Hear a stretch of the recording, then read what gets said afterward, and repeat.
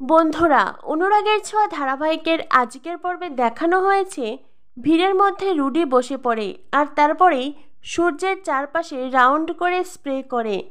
এদিকে সোনা এগিয়ে এসে ডরথ্রিকে বলে, এ কি, আপনি কি করছেন? ডরথ্রি বলে, আসলে আমার রিং হারিয়ে গেছে। সোনা বলে, কিন্তু আপনার রিং তো আপনার হাতেই আছে। ডরথ্রি বলে, ও সরি, আসলে বয়স হয়েছে তো আজকাল সব কিছু ভুলে যাচ্ছি। এই বলে রুডি আবারও এক পাশে গিয়ে দাঁড়ায়।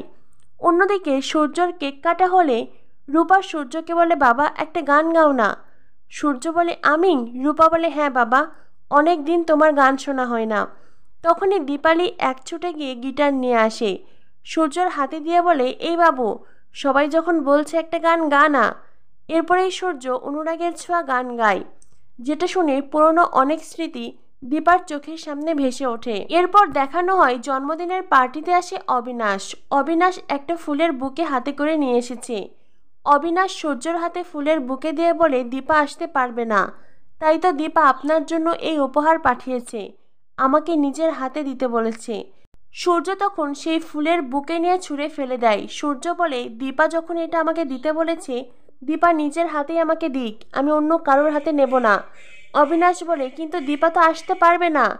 সূর্য বলে, তাহলে এই পার্টি এখানেই শেষ, যান আপনারা সবাই চলে যান, খাওয়া দাওয়া করে চলে যান, পার্টি এখানেই শেষ, বুঝতে পেরেছেন? সূর্য অনেক সিনক্রেট করতে থাকে, সবাই সূর্যকে বোঝাতে থাকে। সোনা বলে, কি সারাদিন দীপা দীপা করো বলো তো, দীপা না এলে কি হবে? সূর্য বলে, না, আমার দীপাকে চাই, নইলে এই জন্মদিনের অনুষ্ঠান হবে না।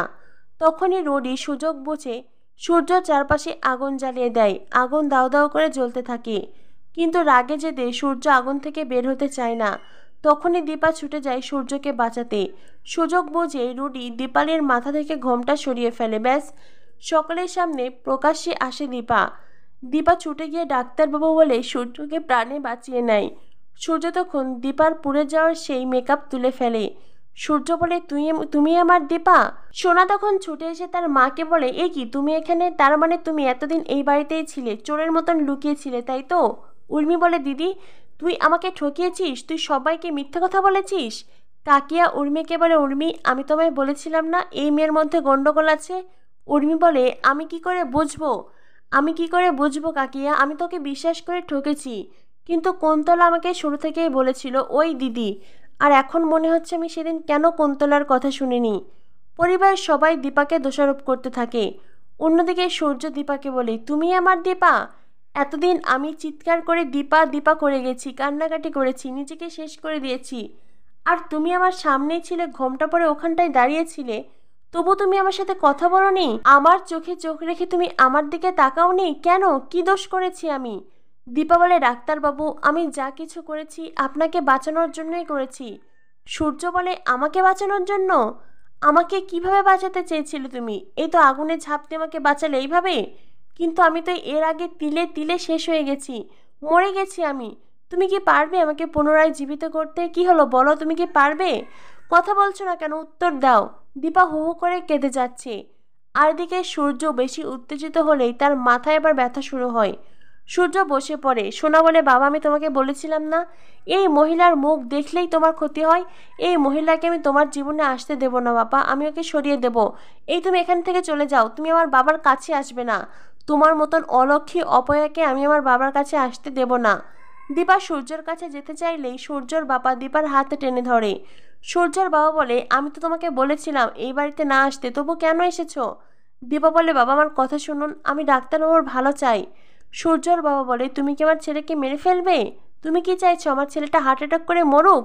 তুমি চলে যাও এখান থেকে, তোমার ওই মুখ দেখাবে না বলছি। এই বলে দীপাকে বের করে দিতে চায়। দীপা বলে, বাবা, বিশ্বাস করুন, আমার এখানে থাকা প্রয়োজন ছিল, কারণ এই বাড়িতেই রুডি আছে, এই ডরথ্রি রুডি, এ আর কেউ নয়। এই বলে দীপা ডরথ্রির দিকে এগিয়ে যায়, তার চুল ধরে টানতে থাকে।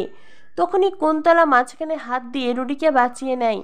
রুডি মনে মনে বলে, যাক বাবা, আজকের মতন বেঁচে গেছি। কি একটা মনে হয়ে আজকে একটু বেশি করে আঠা দিয়েছিলাম, তার কারণে চুলটা খুলে আসেনি।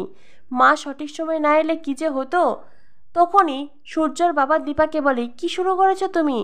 উপস্থিত সবাই বলে, ছি ছি ছি দীপা, নিজের দোষ ঢাকতে একটা বয়স্ক মহিলার সাথে এমন আচরণ করছো? দীপা বলে, আপনারা কেন আমার কথা বুঝতে পারছেন না? ওই রুডি। সূর্যর বাবা বলে, অনেক হয়েছে, তোর এই মুখ আর আমাকে দেখাবি না। এই বলে দীপার হাত ধরে টানতে টানতে দীপাকে বাড়ি থেকে বার করে দেয়। রূপা দীপাকে বলে, মা চলো আমরা এখান থেকে চলে যাব, এই সেন বাড়ির মানুষের একদিন ঠিক বুঝবে। তখনই দীপা বলে, না রূপা, এইভাবে এই পরিবারকে ভাসিয়ে দিয়ে আমরা চলে যেতে পারি না, তোকে এখানেই থাকতে হবে। তুই না আমার মেয়ে, এত সহজে লড়াই হারলে চলবে? তোকে এখানেই থাকতে হবে মা, নইলে এই পরিবারের অনেক বড় ক্ষতি হয়ে যাবে। রূপা বলে, মা। দীপা বলে, হ্যাঁ আমি ঠিক কথাই বলছি, আমাদের জেদের কারণে, অভিমানের কারণে এই পরিবারের ক্ষতি হতে দিতে পারি না। এ বলে দীপা কাঁদতে কাঁদতে বেরিয়ে যায়। এদিকে সূর্য দীপা দীপা বলে কাঁদতে থাকে। তখনই উর্মি সূর্যর জন্য শরবত আনে। তখনই রূপা এসে বলে, আর নয়, অনেক ভুলভাল ঔষধ তুমি বাবাকে খাইয়েছো, আর আমি আমার বাবাকে ভুলভাল ঔষধ খাওয়াতে দেব না। এ বলে উর্মিকে থামিয়ে দেয় রূপা। তখনই সূর্যের বাবা রূপাকে বলে, চুপ করো তুমি, অনেক হয়েছে, এবার থামো। হ্যাঁ, আমি কখনো তোমার সাথে খারাপ ব্যবহার করিনি, আজ করছি। তুমি একদম এইসব ব্যাপারে আর একটাও কথা বলবে না। রূপা বলে, দাদু ভাই। উর্মি মনে মনে বলে, বাবা আপনার এই রাগ যেটি তো আমার কাজকে আরো সহজ করে দিবে। এই বলে উর্মি সূর্যকে সেই শরবত খাইয়ে দেয়, ঔষধ মেশানো শরবত। আগামী পর্বে দেখানো হবে দীপা একজনকে ফোন করে বলে, এবার আপনার আসার সময় হয়েছে, ঠিক যেমনটা বলেছিলাম সেইভাবে আপনাকে আসতে হবে। তো বন্ধুরা, আবারও নতুন প্ল্যান করছে দীপা। দীপা তো এই সেন বাড়ি থেকে বেরিয়ে গেল, কিন্তু রুডি এই বাড়িতেই থেকে গেল। এবার রুডিকে থামাতে দীপা ঠিক কী পরিকল্পনা করতে চলেছে জানতে হলে দেখতে থাকুন অনুরাগের ছোঁয়া ধারাবাহিক। আর অনুরাগের ছোঁয়া ধারাবাহিকের পরবর্তী আপডেট পেতে আমাদের সাথেই থেকো। ধন্যবাদ সবাইকে।